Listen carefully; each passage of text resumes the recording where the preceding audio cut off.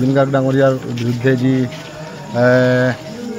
অশ্লীল মানে মন্তব্য কৰিছে তাৰ বিৰুদ্ধে আমি আজি ৰাতিপুৱা তেখেতৰ ঘৰত গৈ উপস্থিত হৈছিলোঁ আৰু ইতিমধ্যে আৰক্ষীয়ে তেখেতক আটক কৰিছে আৰু আমি এই সংক্ৰান্তত এজাহাৰ দাখিল কৰিছোঁ আমচৌজা জিলা সমিতিৰ পৰা। জুবিন গাৰ্গ আমাৰ সকলোৰে হিয়াৰ আমঠু মৃত্যু হৈছে ছিংগাপুৰৰ দুৰ্ঘটনাত। গতিকে এই মৃত্যুত আমিয়েই নহয় সমগ্ৰ দেশবাসীৰ সন্দেহ জন্মিছে। গতিকে উচিত তদন্ত হ'ব লাগে, সেইমৰ্মে আমি এজাহাৰ দাখিল কৰিছোঁ আৰু কেনেধৰণে মৃত্যু হৈছে তদন্ত CBI তদন্ত ইতিমধ্যে দিয়া হৈছে। দোষীক কৰায়ত্ব কৰিব লাগে, কঠোৰ শাস্তি দিব লাগে।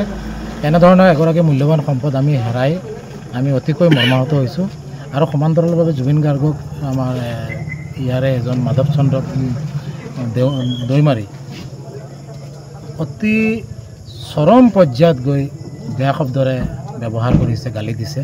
গতিকে আমি ৰাতিপুৱাৰ পৰা বিচাৰিছোঁ, ইতিমধ্যে আৰক্ষীয়ে আটক কৰিছে। গতিকে এই ব্যক্তিজনৰ ওপৰত কঠোৰ শাস্তি হ'ব লাগে আমি দাবী জনাই এজাহাৰ দাখিল কৰিছোঁ। জুবিন গাৰ্গ ডাঙৰীয়াৰ বিৰুদ্ধে যি অশ্লীল মানে মন্তব্য কৰিছে তাৰ বিৰুদ্ধে আমি আজি ৰাতিপুৱা তেখেতৰ ঘৰত গৈ উপস্থিত হৈছিলোঁ আৰু ইতিমধ্যে আৰক্ষীয়ে তেখেতক আটক কৰিছে আৰু আমি এই সংক্ৰান্তত এজাহাৰ দাখিল কৰিছোঁ আমচৌজা জিলা সমিতিৰ পৰা। জুবিন গাৰ্গ আমাৰ সকলোৰে হিয়াৰ আমঠু মৃত্যু হৈছে ছিংগাপুৰৰ দুৰ্ঘটনাত।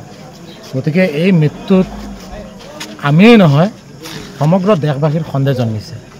গতিকে উচিত তদন্ত হ'ব লাগে, সেইমৰ্মে আমি এজাহাৰ দাখিল কৰিছোঁ আৰু কেনেধৰণে মৃত্যু হৈছে তদন্ত CBI তদন্ত ইতিমধ্যে দিয়া হৈছে। দোষীক কৰায়ত্ব কৰিব লাগে, কঠোৰ শাস্তি দিব লাগে। এনেধৰণৰ এগৰাকী মূল্যৱান সম্পদ আমি হেৰাই আমি অতিকৈ মৰ্মাহত হৈছোঁ আৰু সমান্তৰালভাৱে জুবিন গাৰ্গক আমাৰ ইয়াৰে এজন মাধৱ চন্দ্ৰ দৈমাৰী অতি চৰম পৰ্যায়ত গৈ বেয়া শব্দৰে ব্যৱহাৰ কৰিছে, গালি দিছে।